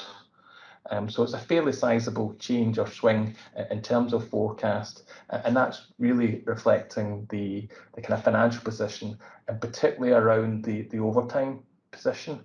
And I guess what I do expect and understand is it's likely that we will see a further increase in overtime as we go through the kind of run up to COP26 and probably just beyond that as well. It's driven, the overtime spend is driven very much around the absence, because we have a significant absence across the firefighter country, and we are seeing that now coming through in overtime spend. And part of that is just driven by COVID-19, people being absent and having to self-isolate or whatever, and we're seeing that absence rate that now reflected through into overtime. So I'll pause at that point. I know that if you need more detail around some of that, Stuart, Stephen and I have had conversations around this, and we can pick up some of that detail if you should require. Moving on, in terms of some of the offsets, however, because I talked about the fact that we've got £500,000 overspend, and if I've got £2 million already coming through from the whole time, then there's obviously some both overspends and underspends. And the underspend is primarily around the RDS.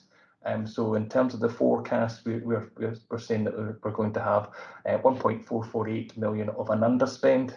And that's driven by a couple of things. The delay in terms of harmonisation of T's and C's, a delay in terms of us delivering the safe and well training, and also just in general, the actual turnouts and drill night activity is lower than we had anticipated, obviously because of all things COVID-19. The next area that I wanted to highlight was around property costs. Our property costs have underspent by 0.76, or the forecast, sorry, is to underspend by £0.76 million. And that's really down to, I have to say again, to Ian Morris's team, where we have been battling hard with local authorities around the historic rates assessments, particularly for around maths and some other buildings. At a point in the past, they deemed some of the maths that we had were commercial. And whilst we appealed those, it takes time for those things to filter through into effectively revised assessments. So we've now received those revised assessments, and we're able to say that we're kind of banking the savings around rates coming through into our forecast, so £0.766 million, but also because we had the sale of Thornton, and we've saved some money around the kind of rates and also on the utilities there as well. In terms of supplies and services, there's a forecast overspend, and that's partly to do with a transition that we're doing around our wide area network. So we're picking up some additional costs as we swap over from one contract to another. There is an underspend in terms of transport costs. Again, the forecast is saying that just under 200,000, and that's because travel still remains below pre-pandemic levels, and we're therefore seeing that coming through in terms of our forecasted underspend. And finally, the other area I'll just pick up on is on income. If you've noted that we've brought in some additional income, and that's really in relation to how we're treating the grant income for the electric cars. And this is matched off to the lease cars, and we received that grant income before, and we thought it was going to be capital, but it translated into revenue effectively. So that's why that income is now showing a slight increase. So I think that's a fair summary. I hope it's a summary of where we are in terms of the overall resource position, but also just giving you some of the salient highlights as to where we are in terms of financial position. Questions, comments, colleagues? This is a report for scrutiny. Leslie. Thanks, Kirsty, and thanks, John. Thanks for picking up the income from the electrical vehicle charging points. I was curious as to how that happened, so thanks for picking that up. A couple of questions. The first is the underspend in RVDS. The reduction in turnouts is obviously welcome. I'm just wondering, is that does that include or reflect a reduction in wildfires? I'm just quite interested in that, given the number of staycationers that there have been in Scotland over the summer. Second question is on supplies and services, where we've got an additional 200, and you mentioned this, 240,000 telephony and ICT costs linked to the change of network provider. Was that anticipated? And if not, is there any kind of lessons to be learned there? Thank you. Yeah, going back to the kind of the activity level, I don't believe there's a change around the overall number of incidents. In terms, it's really around the effectively the drill nights, Leslie. It's about the fact that we basically said to individuals, look, don't bother coming, because we don't want to increase the risk of transmission of COVID-19. So we've had to basically say, look, please stay away, but they're still coming in on more on an individual basis to do things like maintenance checks, etc. So that's happening. I haven't had. Stupidly, I thought I had written down your second question, and I did have it in my head to answer, but I'm going to ask you again, Leslie. Sorry. No, it's fine. not a problem, John. It was about the additional costs associated with the network provided, well anticipated. Thank you. Right. I had written down 240, and for some reason it didn't trigger in my head why I was yes. So in terms of that transition, we did understand that there would be a migration and a transition period going from one supplier to another supplier, and we probably underestimated the timeline around that, Leslie. And we didn't do it, if you like, quick enough in terms of the procurement process to get to a kind of final position. And there was also some challenges around the procurement, so that delayed it a little bit, and that fed through into that overall transition period.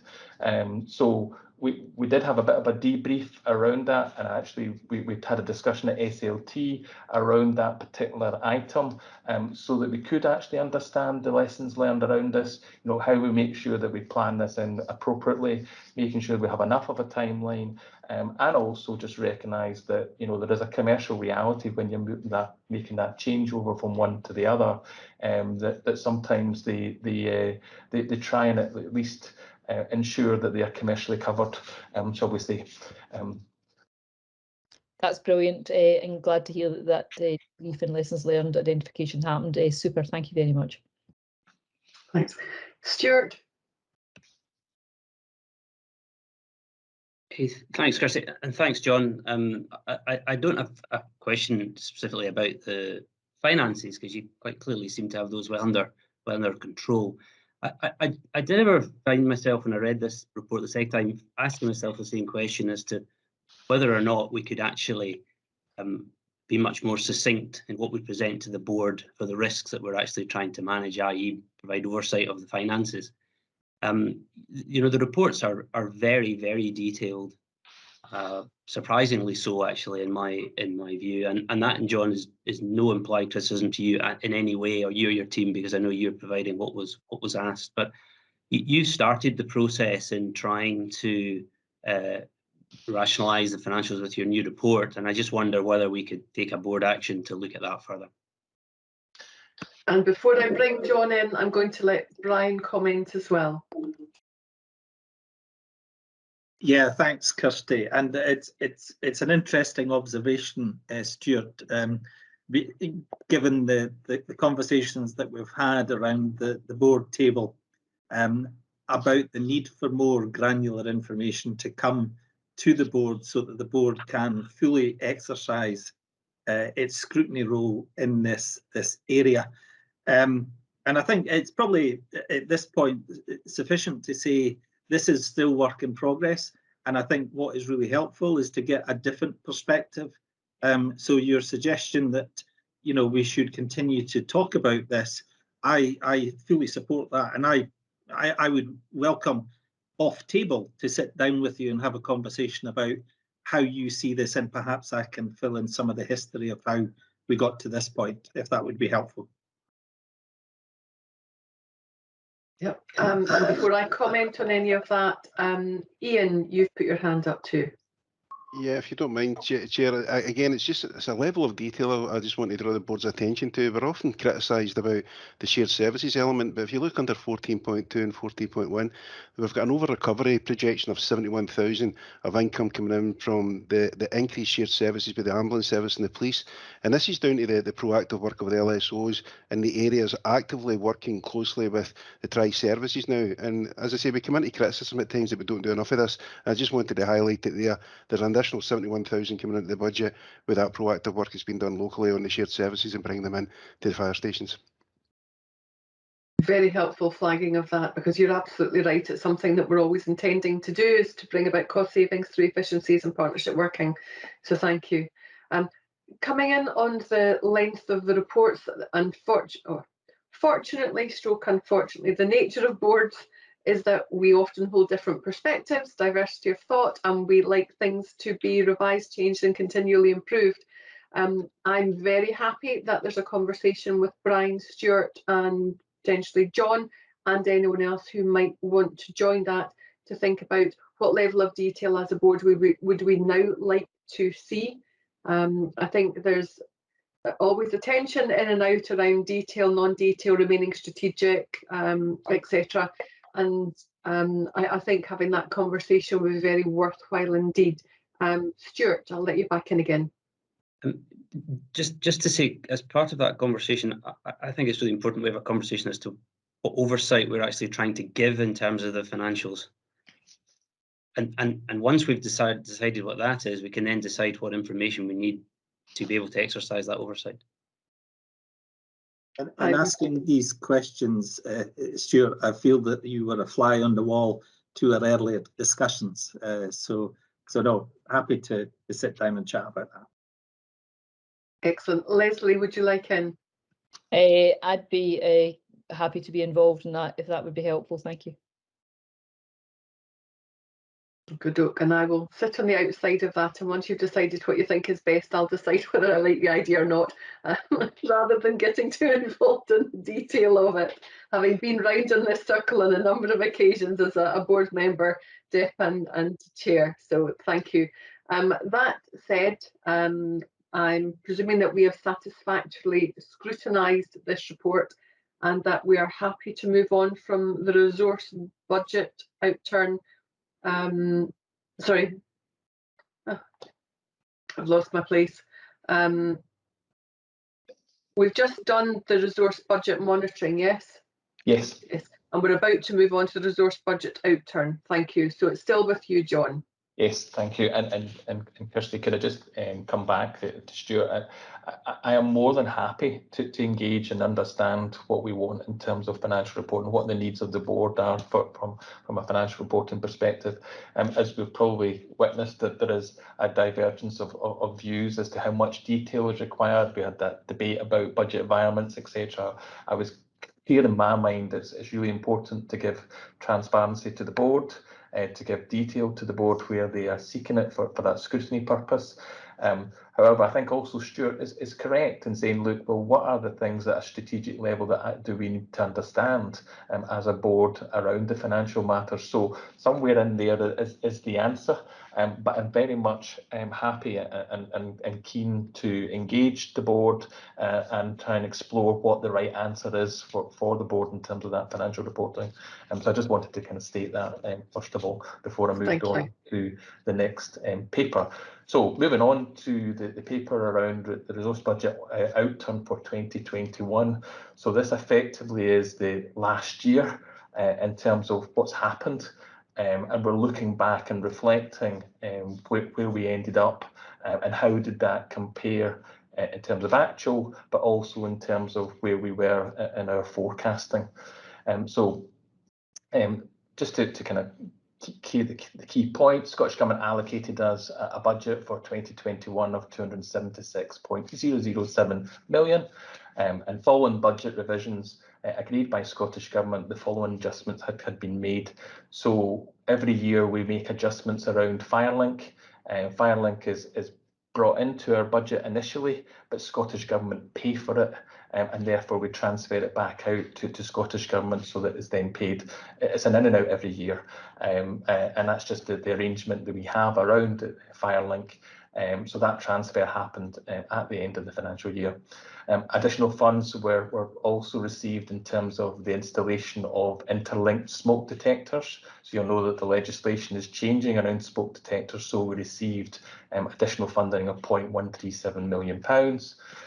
There was also additional funding received in terms of advertising for the fireworks campaign. I made the call, if I remember right, it was £0.43 million. And funds to support the pressures around the wider public sector relating to COVID-19, we gave back to Scottish Government £1 million. So because of our net COVID-19 savings, we said, look, we've got some additional funding here. It's better for that to be transferred back to the wider public sector and to be used to support the COVID-19 crisis. So those changes reflected a revised resource budget of just over 270.926 million.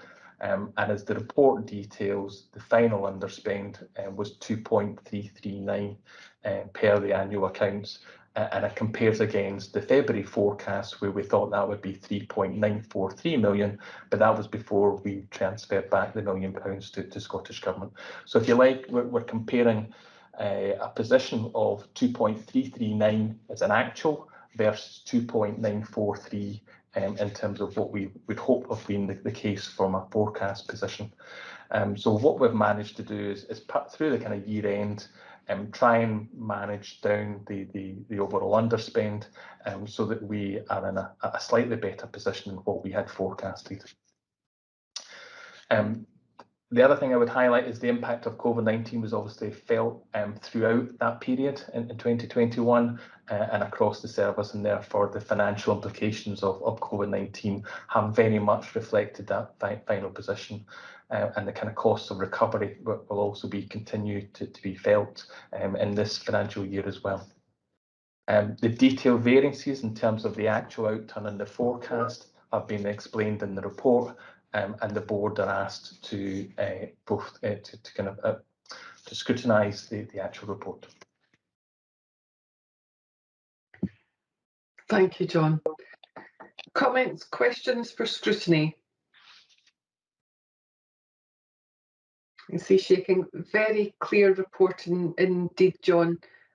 So we are happy that that has been scrutinised. And if you've no other comments, we can move on to item 18, Capital Outturn Report. And I believe Ian Morris is going to take us through that. Yes, you'd be welcome, Chair. There's somebody else going to talk to a paper. So Ian has gladly decided to jump in and give somebody else a turn. Thanks, Chair. Bit of a tag team here. Going on. First of all, if you give me a wee bit of grace here, the Chief obviously spoke about the current pressures that we've got this coming year with regards to the challenges in supplies and demands. And when we talk about this paper, that this was the start of the pandemic, the challenge we had was technically a global lockdown of suppliers and various other elements, which then give us another level of complexity in delivering this going forward.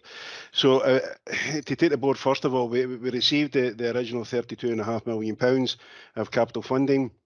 During the autumn reallocation, because of certain areas within Scottish Government were having challenges, John came back with the potential of another 4.3 million that could be allocated to us, which was then I would rather worry about how to get it than how to spend it, so we embraced it full on. We then had obviously our capital receipts elements, and we received another 1.1 million from Transport Scotland and 500,000 from Energy Savings Trust going forward. This then gave us a net expenditure of 36.849 million. Now, what I can say this has probably been one of our best years for balancing this, because we came in £838 underspent out of 36.8 million. I'm not going to go through the level of detail. We've added a lot of detail in here, and I take note of the previous conversations here. However, what I would say is that the additional 4 million that we got from Scottish Government allowed us to target some real key areas. If you look at the fourth bullet point down on the property element, we did dignified reconfiguration in Stirling and Alloa fire stations, putting in the dormitories, the same as what we're doing in McDonald Road, and these were a success. We decanted the crews out of the sites for 3 months and moved them, done the work, and then moved them back in on both the sites. We're also in the process of doing the exact same in Inverness at the moment as well to go forward. We did a plethora of works on minor works, which again is on the appendices here going forward, and I'm happy to take any comments or any questions on that. Taking you over to page 324, the carbon management plan, as you'll see there were 53 improvement projects which were delivered during this period as well last year. And again, a credit to the very small carbon team that we've got in there and the work that they're doing. This then puts us in an excellent position with regards to the electrical charging systems to enhance the rollout this year of cars, as we spoke about in the previous capital there. If you picked up, we're now rolling out another 50 to 60 electric cars to flexi-duty officers across the piece. Again, moving forward with this, we've delivered the fleet that we anticipated and delivered within the year. It was a challenge for that team to do that, and also the ICT delivered across all areas that they looked. I think I need to draw special attention to the second bullet point on the ICT, and that was the 750 laptops, which then facilitated the agile working and remote working during that period as well. So again, I think this demonstrates the flexibility of the capital and the agility to be able to move quickly when demand is required across the area. The operational equipment, we've concluded the rollout of the fire kit going forward, and we've also started to embark on the Lucas battery powered rescue equipment there with 104 sets, and that is then continuing this year with investment. And as the chief alluded to there, we'll be bringing a specific dedicated report back on that one later on in the year and how we're addressing that. The paper's there for recommendation and approval and scrutiny, and I'm happy to take any other comments going forward. What I would say is, as an organisation, this is not down to John and myself. We are blessed with professionals across these fields and fleet, property and equipment who are absolutely dedicated in providing a first-class response. And I think seeing what they've delivered over a pandemic year with regards to capital has been outstanding for these teams. But I'm happy to take any comments or any questions about that. Thanks, Ian. Leslie. Thanks, Chair. I just don't think we can let this report go past without acknowledging that it getting less than £1,000 away from the budget is just absolutely incredible, stunningly brilliant. And I think you're right to draw attention to the ICT speed of procurement on the laptops. I think the amount of juggling that your team does, obviously in conjunction with the procurement, in order to get this money out the door and to get all the additional funds that we can gather from everywhere out the door, is just stunning. So I just wanted to say not to let this report pass without commenting on that. I do have a question, and that's to do with the Lucas battery powered rescue equipment sets, and just wondering how those are doing operationally. Are they as effective as the hydraulic ones? Clearly safer, which is better. But just wondering operationally how they're doing. Thank you. Yeah, I can come in there. If Stuart wants to come in, I'd obviously let him. We had a conversation about this just last week.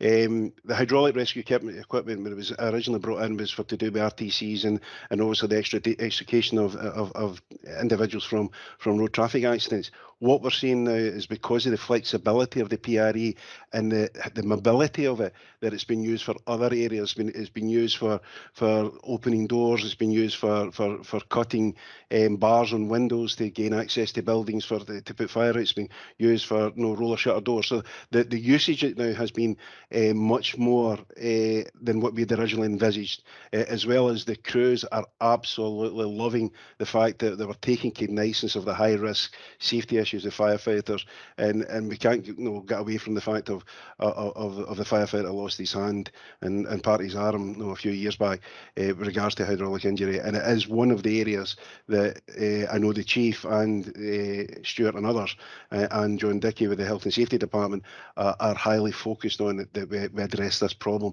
Hence the reason we'll be bringing it back as a separate presentation nearer the end of the year. Okay, thank you, and congratulations and well done again.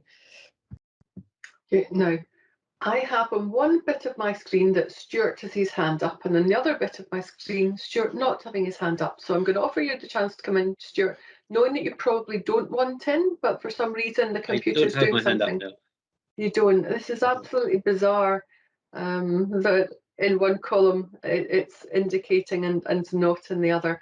Perhaps what I will do in future is I'll kind of look quizzically and say somebody's name and they can quickly shake, and then that'll save me putting them too much on the spot. I don't have any other hands on that, so are we content that we have scrutinised the capital outturn satisfactorily? Lovely, thank you very much. That then takes us into SFRS COVID coins. Mark, please. Thank you, Kirsty. The paper is here for information for the board. Give you some background on it. Earlier in the year, there was a discussion at the Reform Collaboration Group around how we were all as organisations recognising staff efforts throughout the COVID pandemic. We earlier this year had a staff recognition scheme whereby managers were asked to nominate staff who had gone over and above their normal course of duties during the pandemic, and a panel was pulled together chaired by Martin, and 647 people were approved by the panel and issued with vouchers to the total of £50 each. Similar exercise had been conducted, I think, in Police Scotland. The ambulance service had decided to go down a different route, and they wanted to recognise all staff. And earlier in the summer, they produced a COVID coin, a challenge coin, and that's been issued to all their staff in recent months. So I brought that discussion back into the service, and myself and Martin and others discussed it, and we thought it was, again, a similarly good idea that allowed us to recognise all staff for their efforts throughout the pandemic. So I spoke to colleagues at SAS, and they gave us a copy of the spec that they had used as part of their procurement for the coin. And John Thompson and I then had a subsequent conversation, and John was, based on that spec, able to identify a source of funding that we could use if we went down a similar route. So we then took that forward, produced a spec, put it out to a mini competition, and we awarded a contract in late September to a company who are now producing the COVID challenge coin from us. The challenge coin concept kind of originated in the United States in the military, and it was just not a medal, but just a broader recognition of various different incidents or events or things that this army had been involved in. But it's grown over the years across multiple sectors and is very common across emergency service sector. So as a concept, it's not particularly new to the sector, but it's something that we thought was useful to give that wider staff recognition in terms of COVID. You can see in the paper that we've presented the kind of the design concept. I have to pay tribute again to Marion Lang. I don't know if Marion's on the call this morning, but she's led the exercise on our behalf in terms of getting the procurement, getting the spec, getting the procurement, getting everything done behind the scenes. She's done a fantastic job for us. So the COVID recognition coins themselves, as you can see the concept there, the design at 3.4 in the paper. They should be with the service imminently within the next few days, and will then post COP26 get them posted out to all members of staff. Our original intention was that we would be able to have some kind of ceremonial handing over of the coins to staff, but obviously with the continuation of restrictions for face-to-face meetings and so forth, we've had to opt for a postal instead. So we'll coordinate the postage so that they go out simultaneously, and hopefully that all staff, depending on local postal arrangements, get them on the same day. That's the intention anyway. So it's just so that you're aware of it. You can see the concept. It will be sent out both in the name of the chief and the board. And again, within the box, the one you see there is obviously the NHS version. We have a short note again from Martin just kind of saying why have we gone down this particular route, and put a little bit of context around about it. So the hope is that for staff, it's something they can both keep, and then it will give a reminder to them and others about the efforts that the whole service, in fact, has provided during the course of the pandemic. So as I say, it's here for information, but happy to take any questions or comments from board members.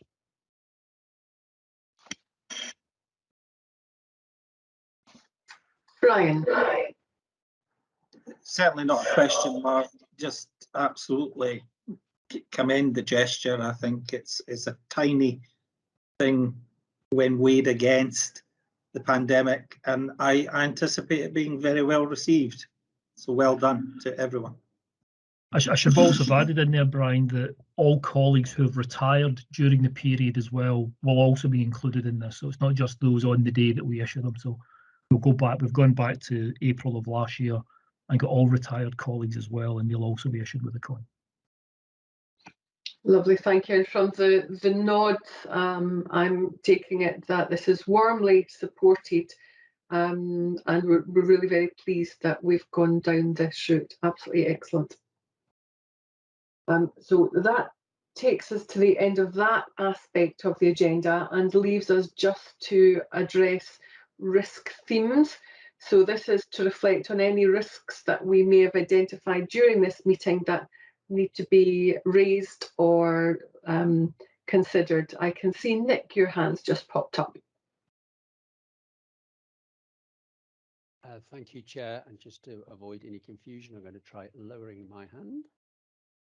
Yep. I'll put this out there.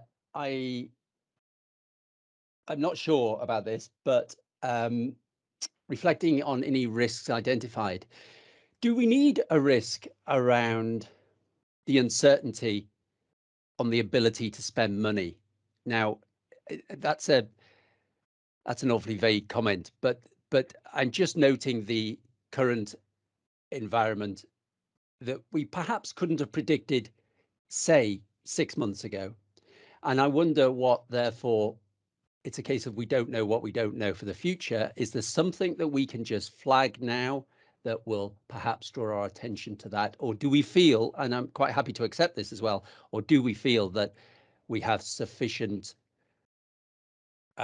risk awareness around this and procedures in place already, rather than overcomplicating things and adding another layer on? So I'm happy either way, but I thought that it may be worth just having a thought on that. Yep, always worth flagging. I'm going to invite, let's see, John, you've put your hand up. Please come in first. Yeah, Kirsty, just to answer that, and Ian can add voice to it as well. We already have identified that as a risk, or two risk areas around both the costs in terms of construction and also in terms of the deliverability in terms of being able to get that construction completed. So we reflected that probably a few months ago now, Nick, and discussed it at our senior leadership team, and that will then form part of the strategic risk register, so that we capture that as a risk. But it's certainly something that we had when we reviewed the last strategic risk register. We thought that needs to be on here, and so at SLT we agreed those risks would be added. So I don't know if that helps to answer your point. No, very much so. Thank you, John. Thanks, Chair. Lovely, thank you. And the final, so we will note that in the minutes, but not do anything further about it. And the final aspect is the board forward plan. So I've got a note Ali has kind of sent me to say that there's nothing during the course of this meeting that we feel the need to add to our forward plan at the moment. So it's as it stands. Do we have any comments or questions on any aspect of that? Or are we content as we are? Content, lovely, thank you. So that only leaves us with the date of the next meeting, which is the 16th of December. Can't quite believe this year has ramped through in the way that it has. But no, that's the next time we'll be together. We'll be immediately, well, online together. We'll be immediately before Christmas on the 16th of December. And that is the end of our formal public meeting